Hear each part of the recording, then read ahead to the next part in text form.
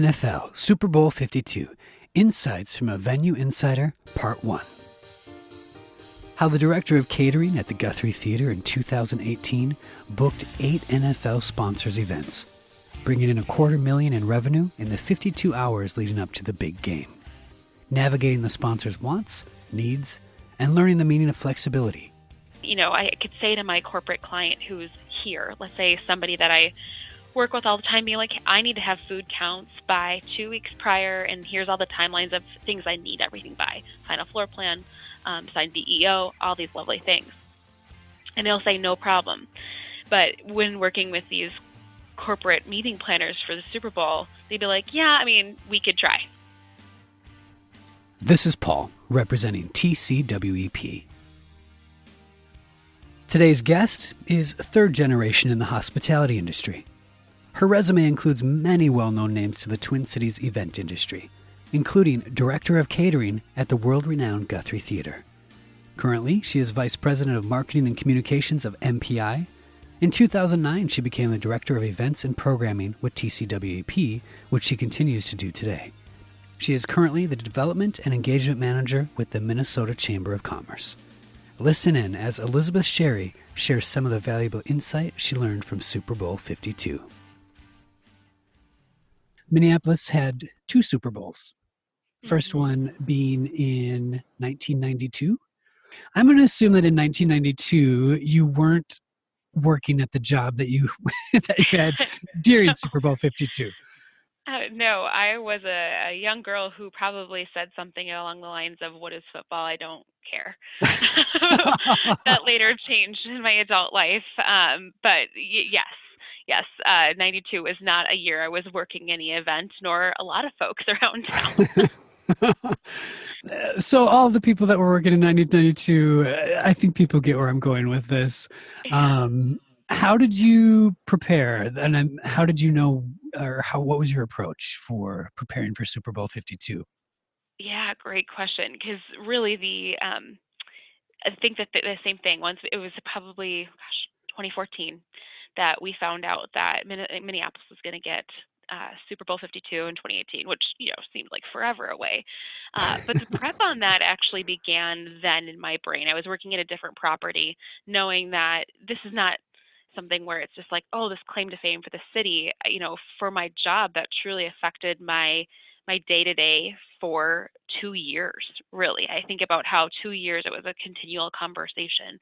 And then, of course, leading into the event, it was a hour-to-hour, day-to-day conversation. But the prep on that was challenging because there wasn't a lot of folks that have witnessed Super Bowl 52 in the capacity of role that they were serving in the industry then. But even if they were, it's a completely different thing. The NFL has changed so much in the last 25 years. The glam and the glitz and the parties and the events and everything, it's so different. So those who had experienced it were like, we don't even know where to begin because it's just a different procedure. So the preparing piece I did was I reached out to cultural centers or theaters who previously hosted Super Bowls, and I started, of course, with Houston, who hosted it the year prior to when we did, and started talking smart. to them because, they were going to have the most current information, and they were busy, and not too long after I started having my initial conversations with some folks in Houston, they unfortunately had Hurricane Harvey hit, so it was not something where I felt like I could have ongoing conversations with these folks. Obviously, they had bigger issues than me just calling them asking about tips and tricks for Super Bowl 52.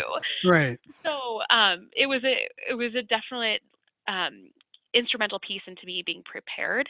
And I recommend that for anybody who is looking to host a big national conference, to check in with previous years, which I'm sure a lot of folks do. Yeah, we had weekly meetings, I would say, and it got even to every other day meetings with heads of every department. So 12 people in a room. And one meeting, we brought these huge 3M sticky notes, and we had every single corporate client. So we had 8 of them, and we had a checklist of where we're at, what information we needed for them, and we went event by event by event with all these these heads of departments, and they loved it. And so ever since then, I've actually adapted that as a practice of mine. Leading into events, I have these huge 3M sticky notes, and I put that out. So right in front of me, plain as day, everyone can see where I am in my planning process. So it's funny what came out of that for the planning piece. So that was a How big many weeks? You said you met? Did you meet every week? Like, when did that start? Was that like a year before, or mm, not quite that not far out? no, not that quite far out. We did monthly touch bases Got it. with Got a it. good amount of the folks from those head of department meetings. But it was right when we started booking our clients and actually contracting them. And I should add that one of my clients, I actually had a contract signed the day before their event.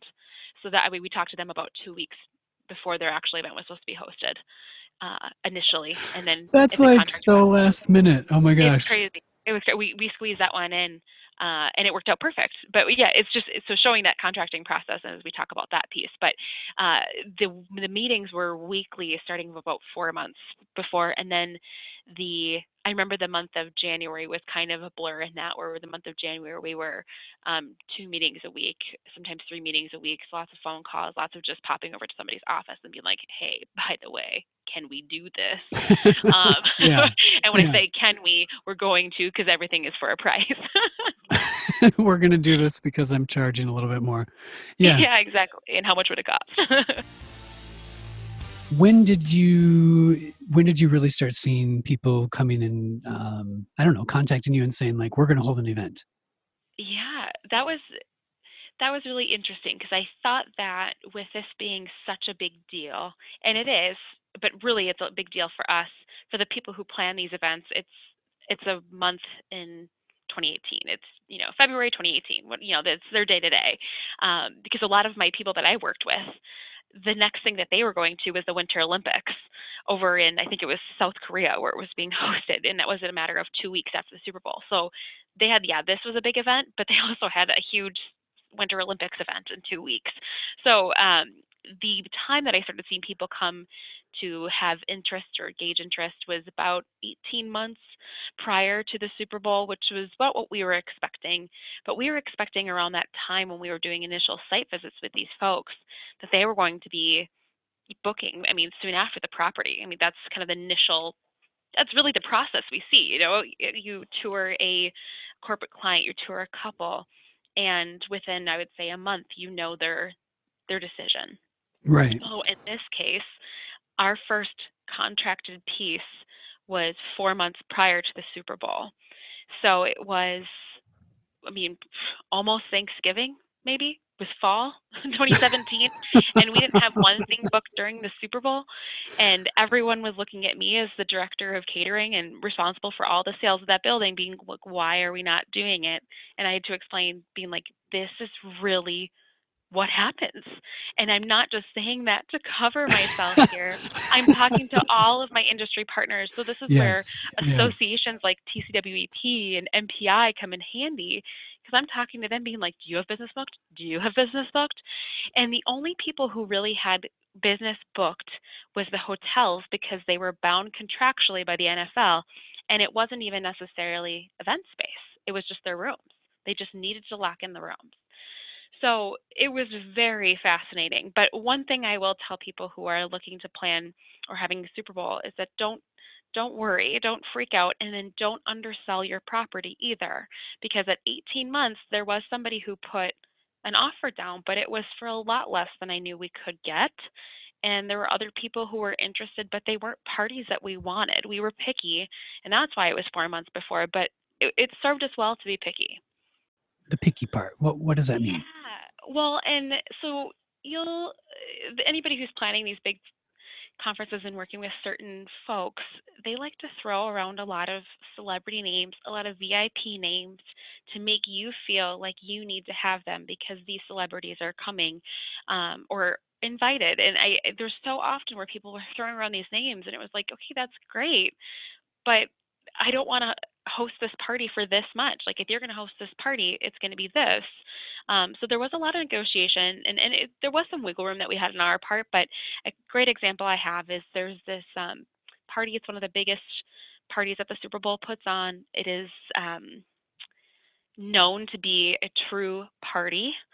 They have a lot of beverage sponsors, alcohol sponsors, food sponsors, and this is one of the events that we got, and they wanted to book us, but I called the person who they last worked with in Houston and had detailed conversations about this.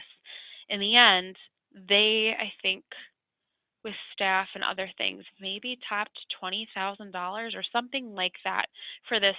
I think it was about 1,000-person party, and it was not worth it. And the wear and tear in the building. This person did not say that. They said only nice things, and I don't know if I could say the party name, but and it's one of those parties that there's a lot of media, a lot of press coverage. In fact, we had seen the press coverage that was for this party that happened actually at a different property in town, and it was a perfect fit for them. We knew what we were. We are the Guthrie Theater. We have a beautiful building and a standard to uphold in the theater. We wanted to be respectful of the donors that made that theater happen. So hosting a party like that would have been really a difficult choice for us. So that's why we said we were picky. We wanted to work with corporate clients who had more elegant affairs that was truer to the building that we had. Gotcha. Yeah, no, I'm very aware with the Guthrie Theater, and I'm sure listeners, if they are in the Twin Cities, they've probably heard of it too. But yeah, it has a very prestigious, well thought of reputation. So I can see where that comes into play with the building too. Interesting. And really unique space. So for those who are local and have been, it's a building that's stacked on top of each other versus it all being one level. So logistically, there was challenges to make sure that people got to the right floor of where their party was going to be, how many people were going to be on each floor. When I say party, I mean event, because we went that route versus the party route. But that's why when we were talking to these large-scale parties, the people who were having, we were courted by a well-known NFL player who said that they were going to have Kevin Hart do a comedic act on stage and all these things. And the logistical challenge of moving 1,000 people we were used to in a scale like that, but not a scale like having 1,000 people dancing in one location and then the next location and what have you. So we were used to having a performance. We were not used to having a dance. Party battle, whatever could be said. This is the end of part 1. Listen to part 2, where Elizabeth shares exactly what to charge, as well as some zany stories, one involving her spending a couple of nights locked inside the Guthrie Theater before the Super Bowl.